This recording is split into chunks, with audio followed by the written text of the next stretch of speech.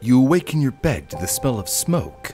It's still dark out. You turn over to look at the alarm clock. 5 a.m. You sigh, roll out of bed, and groggily stumble over to the water pump. Darn thing is always acting up. You turn it off and head back to bed to continue your sleep. The next time you wake up, it's 8 a.m. First things first, you check for mail at your front door. There's a telegraph, a note from the Western Union for one of your tenants, Mary. But when you walk out into the hall to deliver Mary her message, you smell it. The same smoky smell from last night. And as you walk towards Mary's apartment, the smell only gets stronger until you're standing outside her door and what was once an odor has evolved into a stench. You knock on the door. No answer. Something's not right. You begin to panic and reach for the doorknob. Little do you know that behind Mary's door is a horrifying scene that will mystify the world for the next 70 years.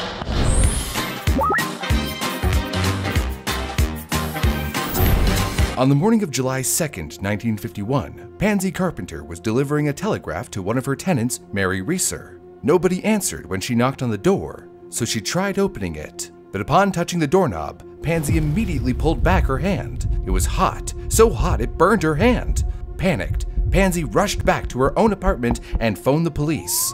When they arrived, the officers discovered a pile of ashes in the living room where one of Mary's chairs used to be. And upon further inspection of the ashes, they found part of Mary's spine. Her left foot still wearing her black silk slipper, and possibly most horrifying of all, her skull, which appeared to have shrunk to the size of a cup. A thick layer of soot coated the upper walls, and a few light switches surrounding the chair had melted, with the rest of the apartment seemingly untouched by the flames that had presumably consumed Mary and her chair. Even the white sheets on her bed and a newspaper that sat on the floor not far from the blaze were in pristine condition. And if all that wasn't peculiar enough, there was no clear source of the fire. It was almost as if she had just spontaneously burst into flames.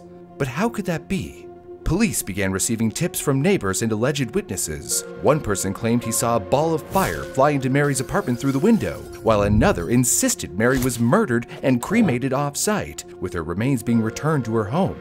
It was safe to say that the police officers were stumped, and after a month of investigating, the police decided to call it quits and turn the case over to the FBI. Before we investigate this mystery ourselves, one of my good friends is something of a fire enthusiast, and I know he made a video on the topic, so let's see what his expert opinion is first. For centuries, people have been spontaneously combusting into flames for seemingly no reason. But the truth is that everything happens for a reason. It's just that sometimes it's a secret reason. But before I, Grill Burns, divulge this secret to you, first I gotta tell you about how you, yes you, could win your very own brand spanking new gaming console. How? Easy. Just download Raid Shadow Legends via my link in the description. That's going on right now. That's right. Spring has sprung, and Raid Shadow Legends has sponsored us to make sure you don't miss out. Until May 30th, go to springhunt.plarium.com after downloading Raid with my link and search for hidden items for a chance to win real-world prizes like gaming consoles and Amazon gift cards with a total value of $10,000. And that's not even the only event going on right now. To celebrate 5 years of having a great community of players, Raid is giving away legendary champion Chronicler Adeline to anyone who logs on 7 days between April 11th and July 8th during the Community Weeks event. Adeline is awesome, and I'm gonna have her in my collection soon. But my favorite character has to be Biggin, because he's so freaking big! It's 2024, and if you still haven't played Raid, well, there has literally never been a better time to try it out than now. So go download Raid today, but make sure to use the link in the description below, or scan this QR code, for insane bonuses that you can only get through me, like this huge starter pack that includes Epic Champion Tyrell, and another pack at level 25 that includes Epic Rector Draft. If you download the game through the App Store, or any other link, you won't get these bonuses. So use my link in the description or my QR code. Also, use the promo code SPRINGHUNT24 to get some extra silver and more. And that's available for both new and existing players. Come find me under the name Grill Burns. Join my clan, Grill Shadow Legends, and we can be legends together. Now to unveil what's really behind these supposedly spontaneous human combustions. They built the pyramids, the Bermuda Triangle, and now they're using 5G nano lasers to make these people's insides catch fire. That's right, It's the Snape. Okay, nope, never mind this, folks. Mary wasn't the first or last person to go up into flames under such mysterious circumstances. In fact, more recently, in 2010, another incident occurred all the way across the ocean in Ireland. Tom Mannion's smoke alarm went off early one December morning. Seeing no evidence of a fire in his home, Tom went outside where he noticed smoke coming from next door, the home of 76-year-old Michael Faraday. Worried, he banged on the door to no response. He called the fire department, who quickly went to check out the scene. Michael was found lying on his back, dead and burnt to a crisp.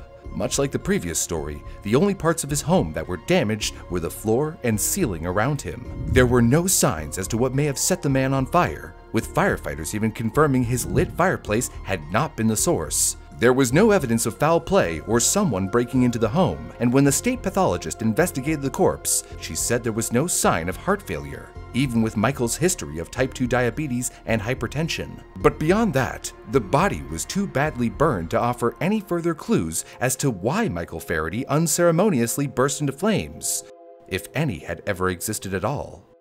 So, what the heck is happening? Were these people secretly vampires who stood too close to the sunlight? Well, even ignoring the fact that there are currently no scientifically documented cases of vampirism, these two cases occurred during the nighttime. So, unless there's a new strain of moonlight-sensitive vampires, this seems to be out of the question. For now. Now, you may be thinking it very silly of me to mention something as supernatural as vampires, but when you consider that in the case of Michael Faraday, the coroner cited his death as spontaneous human combustion, SHC for short, you may realize that even scientists are turning to the paranormal for explanations.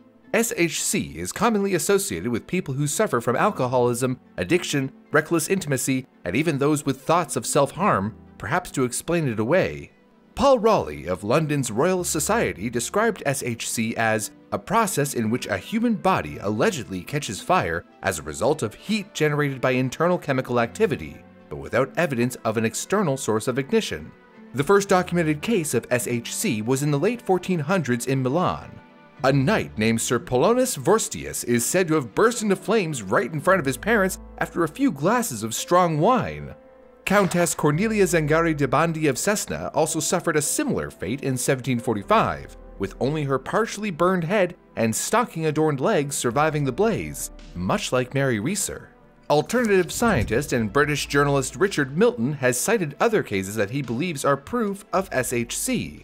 For instance, 61-year-old Jeannie Saffin was sitting in her kitchen with her father when he suddenly saw a flash of light from the corner of his eye. He turned to ask Jeannie if she also saw it when he realized that it was she who had burst into flames. Horrified, he pulled his daughter over to the sink to put out the flames, which were coming from her face and abdomen. The surrounding room and even all the clothes she was wearing other than her red cardigan remained unscorched. Even weirder was that when the emergency services arrived, she was still conscious, despite the third-degree burns that covered her body. Jeannie eventually passed away 8 days later. Her relatives decided it was likely SHC, but the coroner disagreed. So, does spontaneous human combustion really exist? And if it does, is there any actual explanation behind it? Self-proclaimed expert on spontaneous human combustion and author of Ablaze, Larry Arnold, came up with the subatomic pyrotron theory to explain SHC.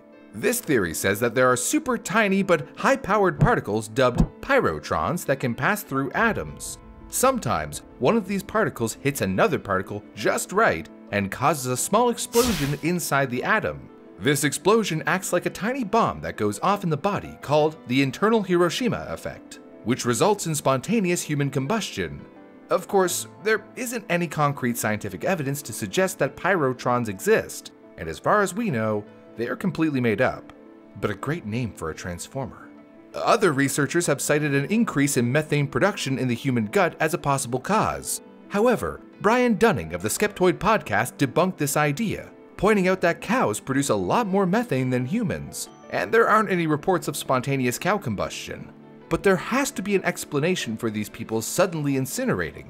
So if not spontaneous human combustion, then what happened to all these people? While absolutely horrifying, it's safe to say that there is actually a scientific explanation for these events. In the case of Mary Reeser, the FBI denied her death was caused by SHC, but instead cited a phenomenon called the wick effect.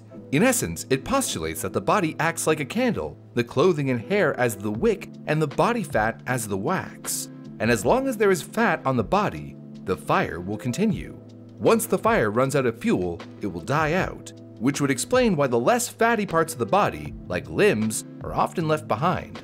To better demonstrate this, it's best to look at an actual experiment conducted by BBC One's QED. Of course, using a human subject was morally out of the question, so instead, they used a pig's carcass wrapped in a blanket, and I don't mean the little hot dog hors d'oeuvres. The result was very much like the supposed spontaneous human combustion cases we discussed.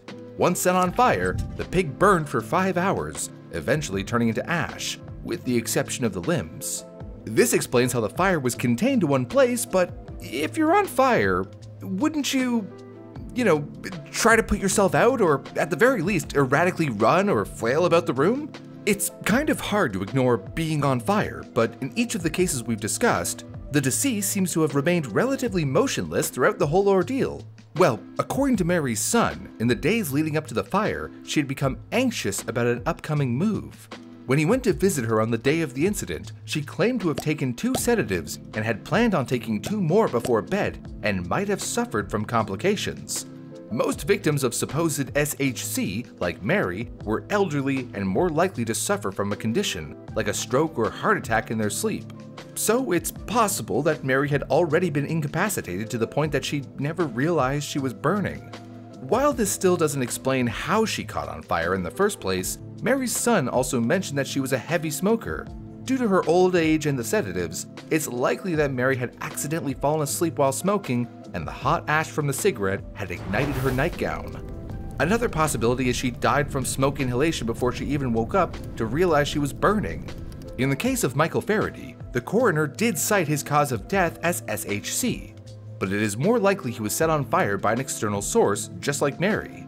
There was a fireplace nearby, so it is possible that embers ignited his clothing. Unfortunately, we may never know.